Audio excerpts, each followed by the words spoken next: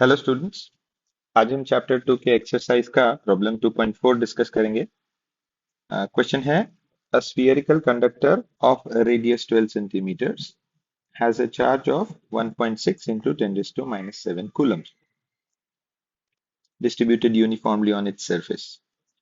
Question पूछा है, what is the electric field inside the sphere, just outside the sphere and eight a point 18 centimetre from the centre of the sphere. Problem को समझने के लिए हम पहले एक सिंपल सा फिगर बना लेते हैं। मैं एक स्फीयर पहले तो let me just draw a sphere first. ठीक है। और स्फीयर ड्रॉ करने के बाद में ये जो क्वेश्चन में हमें कहा है वो सारे पॉइंट्स हम आइडेंटिफाई कर लेते हैं। तो ये स्फीयर के सेंटर से अगर मैं बाहर की तरफ चलूं तो एक पॉइंट ऐसा होगा जो इनसाइड द स्फीयर होगा, दूसरा पॉइंट ऐसा होगा जो on the surface of the sphere होगा, और तीसरा जो है वो ऐसा होगा जो आउटसाइड द स्फीयर होगा।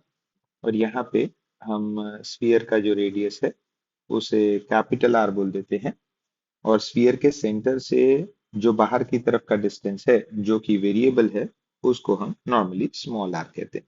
ठीक है। तो इधर मैं एक अंडरस्टैंडिंग पर्पस के लिए यहाँ पे एक स्मॉल आर बता देता हूँ। ठीक है, let us say this is small R. Okay, चलिए। तो अभी सबसे पहले फर्स्ट क्वेश्चन कि what is the electric field just inside the sphere.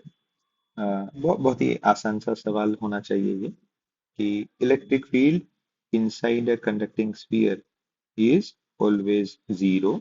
तो मतलब electric field at point A जो है वो हमेशा जीरो होता है। ठीक है। इसका रीजन क्या होता है कि अगर हम ये पॉइंट को लेके और लेट अस से अगर हम एक गौशियन सरफेस बनाते, ठीक है, तो वो गौशियन सरफेस के अंदर हमें कोई चार्ज नहीं मिलता, जिसकी वजह से हमको फ्लक्स जीरो मिलता।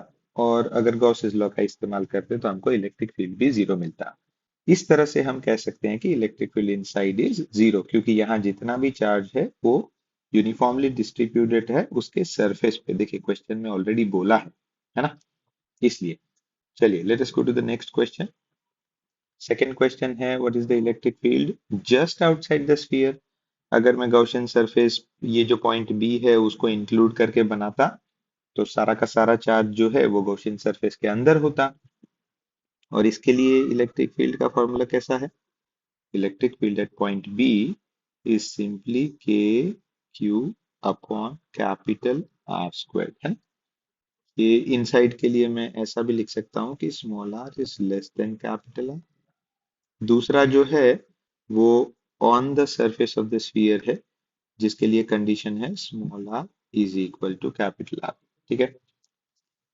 तो यहाँ पे अगर हम वैल्यू सब्स्टिट्यूट करें, के का वैल्यू होता है 9 × 10⁻⁹। चार्ज क्यू क्वेश्चन में ऑलरेडी दिया है 1.6 × 10⁻⁷, और आर स्क्वायर है। ठीक है ना, तो विल बी केयरफुल कि स्क्वायर करना ना भूले। तो this is 12 centimetres, that is 12 × 10⁻² metres, और इसका हम स्क्वायर करें। ठीक है। इसको जब आप सॉल्व करेंगे तो आपको 10⁵ न्यूटन पर कूलम मिलना चाहिए, है ना। इलेक्ट्रिक फील्ड ढूंढा है तो इलेक्ट्रिक फील्ड का जो वैल्यू है वो उसका यूनिट्स न्यूटन पर कूलम होते हैं। ठीक है।